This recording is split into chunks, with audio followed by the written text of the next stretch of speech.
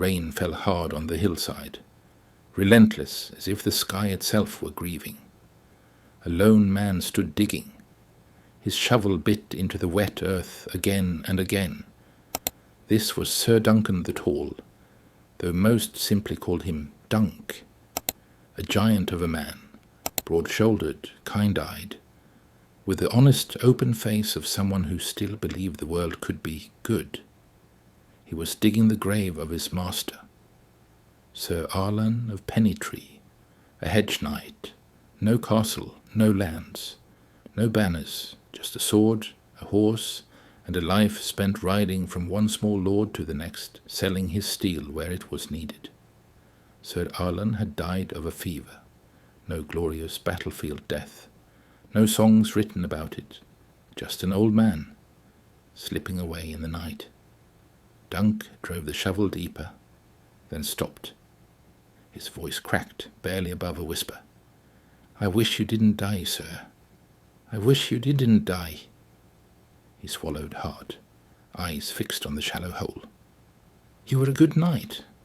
You never beat me when I didn't deserve it, except that one time in Maidenpool when you thought I stole the widow's pie. But I didn't, sir. I swear it, by the old gods and the new. 3 horses stood nearby in the drizzle.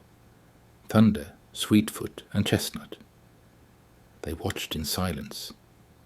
Dunk gathered his master's sword, shield, and the few belongings worth keeping. They were his now. He was a knight now. Or at least he told himself he was. The truth was harsher. Dunk had never been knighted in a proper ceremony. He was low-born, raised in the filth of Flea Bottom. Sir Arlan had taken him on as a boy, made him a squire, taught him the way of horse and lance and honour. Now the old man was gone, and Dunk had only one path left if he wanted to survive with dignity. He had to win a name for himself, and the best place to do that was the great tournament at Ashford Meadow. Dunk mounted Thunder and rode on through the clearing rain. His mind churned. What became of hedge knights without a master? Outlaws? Beggars? No. He would find a lord who needed a strong right arm. He would joust, fight, prove himself. Maybe, just maybe, one day someone would call him Sir without smirking. Then came the moment that still makes people laugh when they remember it. Deep in a wooded stretch, Dunk reined in his horse. He glanced around, no one in sight.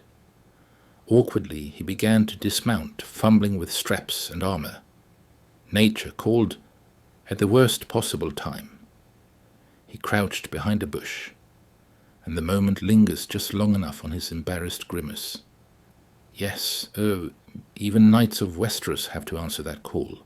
No dragons, no white walkers, just a very tall man, caught in a very human helmet. It wasn't just comedy. It showed exactly who Dunk was, simple, unpretentious, utterly without pretense. In a world of schemers and silk-clad lords, he was refreshingly real. Later that day he reached a roadside inn. There he saw a child, head completely bald, shining like polished stone. The boy stirred, blinked, then grinned. His name was Egg, quick-tongued, bright-eyed, and far too clever for his own good. He knew every knight at every recent tourney, every lance broken, every favoured horse. He recited their sigils like most boys recited nursery rhymes. Dunk frowned. "What are you doing here, boy?" Egg answered without hesitation. "I want to be your squire, sir." Dunk laughed, a deep, surprised bark. "Squire? You're half my size, and well, I've only just become a knight myself." But Egg wouldn't take no for an answer. He followed Dunk outside later. He rode into Ashford Meadow. The tournament grounds were alive.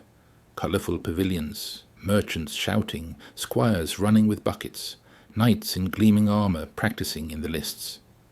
The air smelled of roasted meat, horse sweat, and excitement. Dunk approached the tournament steward, plumber, and declared himself. Sir Arlan of Pennytree knighted me, dipped me in a river near Pennytree, and said the words, 'I'm Ser Duncan the Tall.'" Plummer raised an eyebrow. "A hedge knight, and one built like a warhorse. Suspicious." But Dunk's face was so earnest, so open, that the man eventually nodded and wrote the name down. Later, at a communal dinner table, Dunk met Sir Lionel Baratheon, boisterous, massive, with a laugh that shook the benches. They talked like old friends. For the first time, someone treated Dunk not as a curiosity, but as a brother-in-arms. "You've got an honest look about you, Dunk," Lionel said, clapping him on the back. "Stick around, we'll see what you're made of." Dunk smiled, really smiled. But the dream cracked the next day. He sought out Sir Manfred Dondarrion, whose father had once employed Ser Arlan. Dunk bowed low. "Sir, your father knew my master well. I only ask for your favour, to ride under your banner, to enter the lists. I can fight, I swear it." Manfred looked him up and down, cold. "You're no knight, be gone." The words hit like a mace. Dunk walked away, shoulders slumped, hope bleeding out. Maybe this had all been a fool's errand. That evening he returned to his small camp, only to find Egg already there. The boy had hidden in a farmer's cart and followed him all the way to Ashwood. He'd brushed Thunder until he shone, mended a tear in Dunk's cloak, laid out bread and cheese. Dunk's temper flared.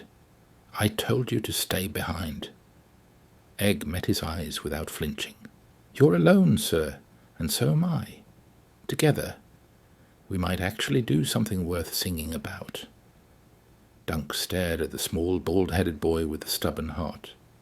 Something shifted inside him. The giant knelt so they were eye to eye. "All right, Egg," he said quietly. "You're my squire." The episode closes on that quiet promise. A towering hedge knight and his tiny squire, standing on the edge of the greatest tournament in years. Ahead lay jousts, betrayals, tests of honor. But for now, this was just the beginning. This is the story of a man who wanted nothing more than to be a true knight, and a boy who believed he could help make it happen. Ser Duncan the Tall, and Egg, two wanderers against the world. In a land of thrones and fire, sometimes the smallest oaths matter most.